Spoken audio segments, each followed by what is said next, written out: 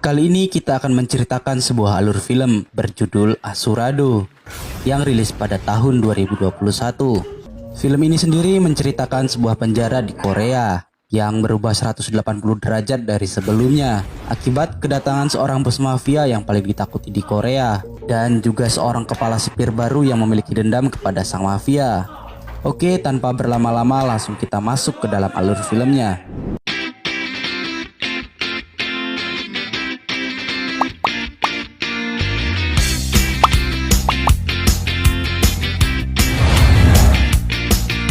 Film diawali dengan pertarungan dua geng narapidana, hingga para sipir pun harus menggunakan water cannon untuk menghentikan pertarungan tersebut. Dari sisi lain terlihat kepala sipir mulai memikirkan cara untuk menciptakan kedamaian di dalam penjara, karena saat ini dia sedang dalam masa peninjauan promosi jabatan. Kemudian kepala divisi keamanan yang bernama Tuan Lee pun mengatakan bahwa dia akan berusaha untuk membujuk kedua bos gangster itu agar mereka mau berdamai.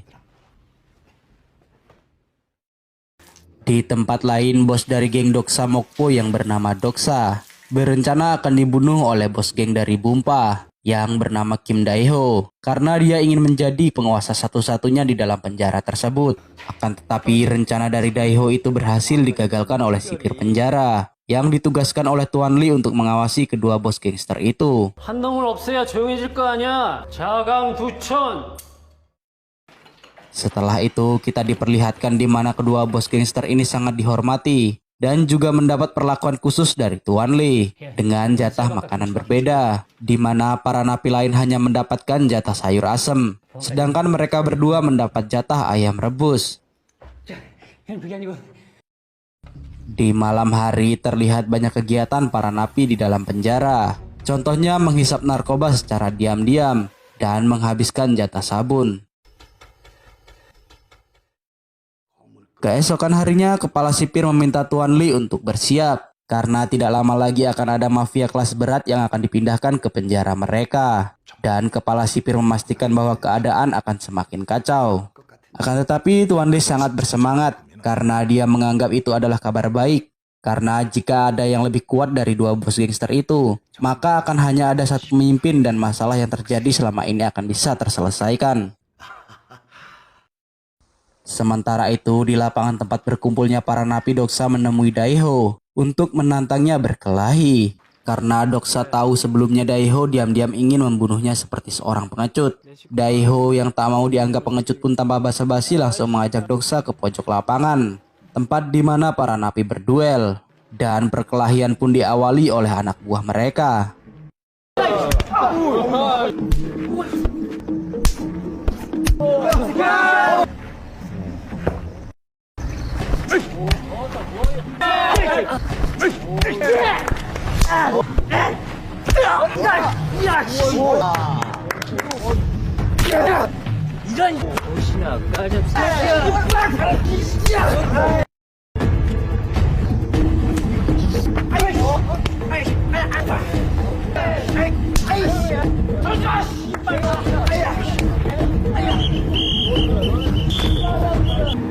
Kemudian, atas keributan yang terjadi, Doksa dan Dae-ho pun dipanggil oleh Tuan Lee. Di sini Tuan Lee mencoba untuk membujuk mereka agar mau berdamai. Akan tetapi mereka berdua tetap tidak mau untuk berdamai. Keesokan harinya, mafia kelas berat yang dimaksud kepala sipir akhirnya tiba di penjara itu. Dan dia bernama Lee Tae-sik. Di saat para sipir membawa Tae-sik, semua mata pun tertuju kepadanya. Akan tetapi Doksa dengan santainya berani meledek Tae-sik yang tengah melintas. Dan akibatnya...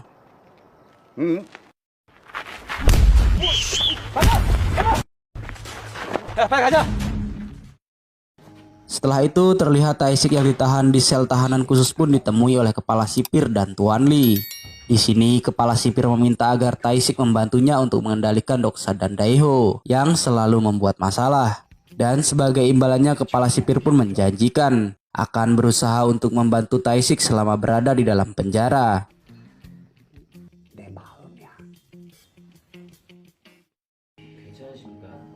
Sementara itu Dae-ho terlihat tengah menceritakan sosok Tae-sik kepada para anak buahnya, di mana Tae-sik adalah sosok mafia legendaris di area nasional.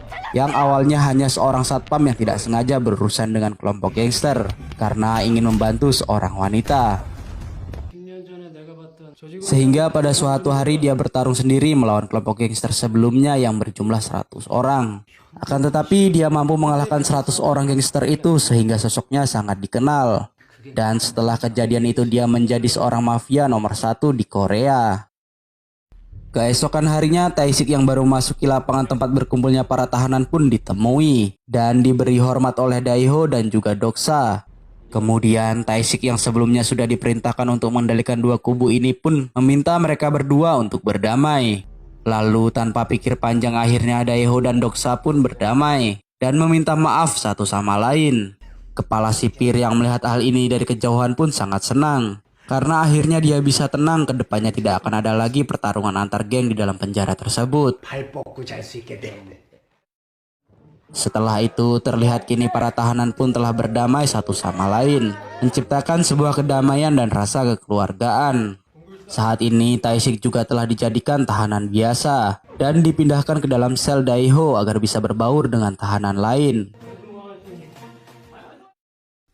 Beberapa waktu berlalu, akhirnya kepala sipir ini telah naik jabatan dan penjara itu saat ini dipilih menjadi penjara teladan karena kedamaian antar tahanan saat ini. Kemudian untuk merayakan keberhasilan mereka menjadi penjara teladan sekaligus perpisahan karena kepala sipir akan dipindah tugaskan sesuai jabatannya saat ini. Kepala sipir pun mengadakan hiburan untuk para tahanan.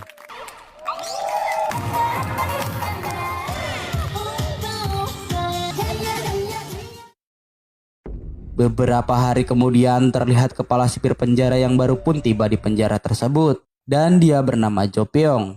Lalu terlihat Tuan Lee pun menjelaskan semua tentang penjara ini kepada Jo Pyong, termasuk kedamaian dan ketenangan yang terjadi semenjak kedatangan Lee Tae-sik.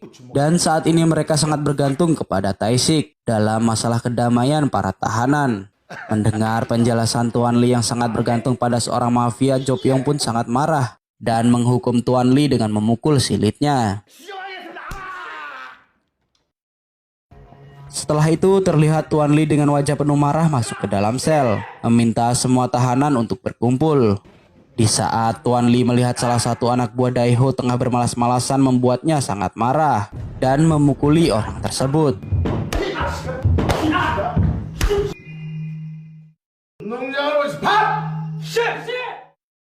Terlihat Tae-sik pun menyadari bahwa sesuatu tengah terjadi dan meminta Doksa dan Daeho untuk menuruti perintah dengan ikut bekerja.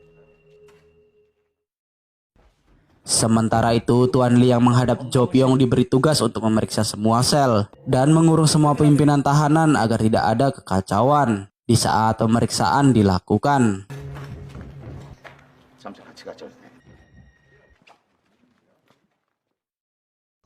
Di saat pemeriksaan dilakukan, para sipir menemukan banyak rokok, pisau, bahkan obat terlarang. Setelah itu tampak peraturan di dalam penjara pun semakin tak manusiawi, di mana para tahanan hanya diberi waktu 30 detik untuk mandi dan jatah makanan yang kurang layak bagi mereka. Di tempat lain, Tae-sik sangat terkejut melihat kepala sipir yang baru adalah Jo Pyong. Lalu kita pun dibawa ke masa lalu di mana terlihat beberapa pemuda tengah berpesta di sebuah tempat karaoke dengan ditemani beberapa orang gadis dari tempat tersebut. Namun di tengah pesta itu pimpinan pemuda itu mencampur minuman dengan obat terlarang dan meminta gadis yang menemaninya yang bernama Horan untuk meminumnya. Akan tetapi Horan menolaknya yang membuat pemuda ini marah dan kehabisan kesabaran karena Horan terus menolak, sehingga Horan dipukul menggunakan botol minuman. Terlihat sang mucikari yang masuk ke ruangan itu pun sangat terkejut dan memanggil para penjaga.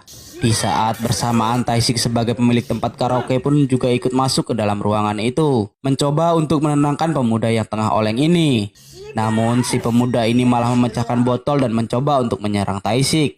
Tapi naas si pemuda terpleset dan pecahan botol itu mengenai dirinya sendiri, yang membuatnya tewas seketika. Dan ternyata si pemuda ini tak lain adalah anak dari kepala sipir.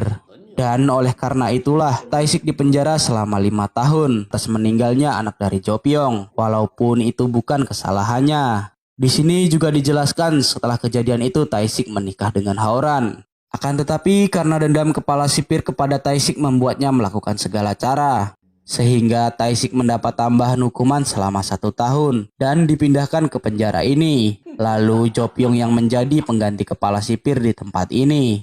Agar dia bisa menyiksa dan membuat Tae-sik bisa dipenjara seumur hidupnya. Lalu Jo Pyong pun memerintahkan 2 sipir untuk menggantung dan memukuli Tae-sik.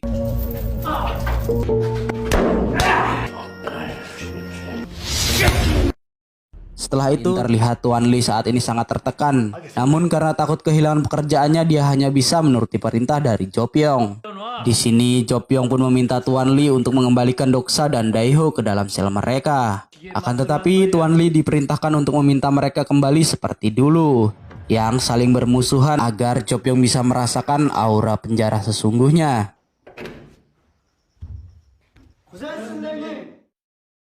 Kemudian Jo Pyong juga meminta Tuan Lee untuk memaksa orang yang menyimpan narkoba di dalam selnya untuk memberikan pernyataan palsu bahwa pemasok obat-obatan terlarang di penjara itu adalah Tae-sik, agar Tae-sik mendapat hukuman tambahan.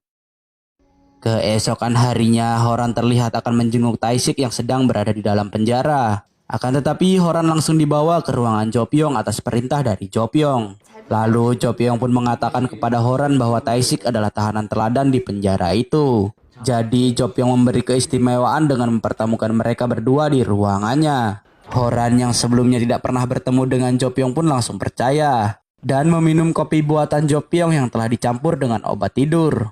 Setelah Horan tertidur akibat efek obat tidur yang diminumnya, Jo Pyong pun sempat melecehkan Horan dan memfoto tubuh Horan. Tak lama berselang, Tae-sik dibawa masuk ke dalam ruangan Jo Pyong. Dan Tae-sik pun sangat marah karena melihat Jo Pyong berani melecehkan istrinya. Namun Tae-sik tidak mampu berbuat apa-apa karena tangan dan kakinya diborgol. Sampai akhirnya dia pingsan karena dipukuli oleh Tuan Lee atas perintah dari Jo Pyong.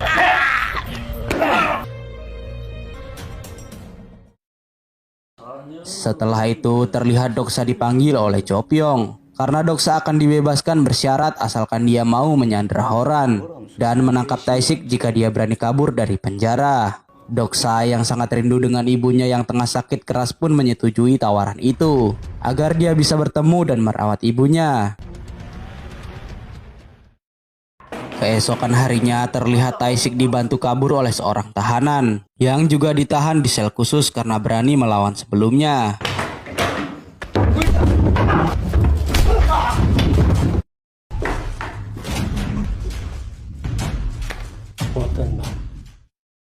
Kemudian Tae-sik yang telah keluar dari sel pun menemui Daeho karena dia berencana akan menghabisi Jo Pyong. Akan tetapi hal itu dilarang oleh orang-orang Daeho karena penjagaan saat ini sangat ketat. Anak buah Daeho ini juga menyampaikan ada sesuatu yang tidak beres karena tiba-tiba Doksa dibebaskan bersyarat. Mendengar hal itu, Tae-sik baru sadar bahwa Horan dalam bahaya dan meminta Daeho beserta semua tahanan untuk membuat keributan agar dia bisa kabur.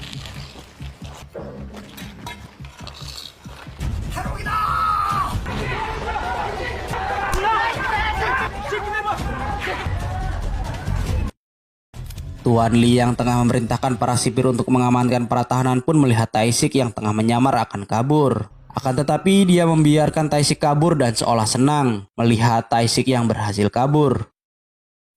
Setelah itu tampak Tuan Lee melapor kepada Jo Pyong bahwa Tae-sik telah kabur dari penjara. Akan tetapi Jo Pyong terlihat santai karena dia sudah menduga hal ini akan terjadi. Oleh sebab itu dia sudah mengatur Doksa berada di luar untuk menangkap Tae-sik. Lalu Jo Pyong pun meminta agar Tuan Lee tetap tenang dan mengatur seolah tidak terjadi apa-apa karena Menteri Hukum akan melakukan inspeksi 2 jam lagi. Lalu terlihat Tuan Lee pun segera mengatur para sipir dan tahanan agar mereka berlagak sedang tidak terjadi apa-apa. Sementara itu Tae-sik yang berada di luar penjara segera mencari keberadaan istrinya. Sampai akhirnya dia bertemu dengan anak buah Doksa. Dan dengan cepat Tae-sik melumpuhkan mereka agar mendapat informasi keberadaan Doksa saat ini.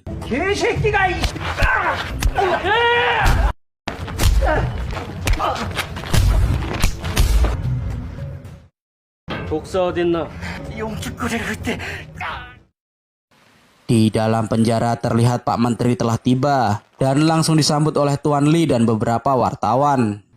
Di tempat lain akhirnya Taishik bertemu dengan Horan yang ditahan oleh anak buah Doksa.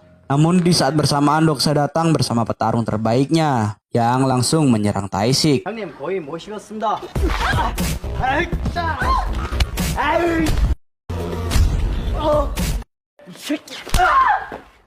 Di saat Taishik berhasil mengalahkan Doksa, dia tidak sadar jika Doksa diam-diam mengeluarkan pisau dan menusuknya.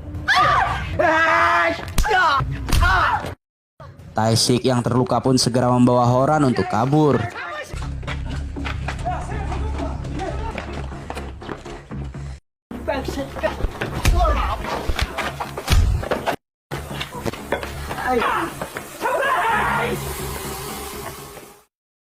Lalu Taishik yang sudah tersudut pun meminta Horan untuk kabur dan melapor polisi bahwa Taishik telah kabur agar bisa menyelamatkan mereka berdua. Sementara itu Taishik sendiri akan mengalihkan perhatian Doksa dan anak buahnya. 안 돼, 오빠. Terlihat Taishik pun bertemu kembali dengan Doksa, sehingga pertarungan pun terjadi di antara mereka berdua. 참말로 진짜.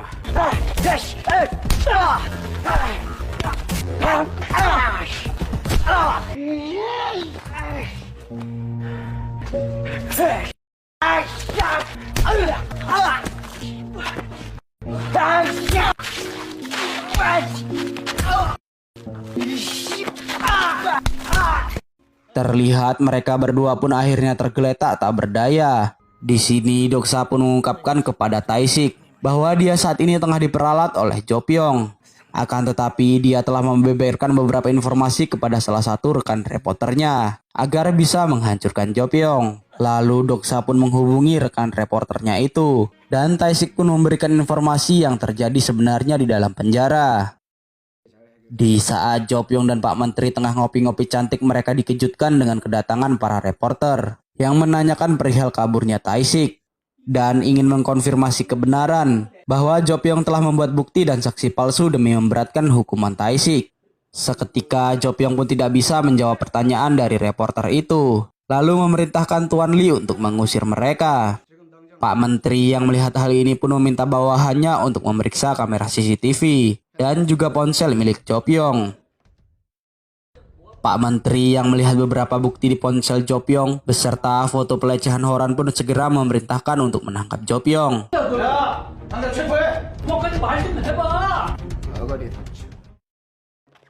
Di sisi lain, Taishik dan Doksa dengan tertatih-tatih kembali ke penjara dan langsung diamankan oleh para sipir.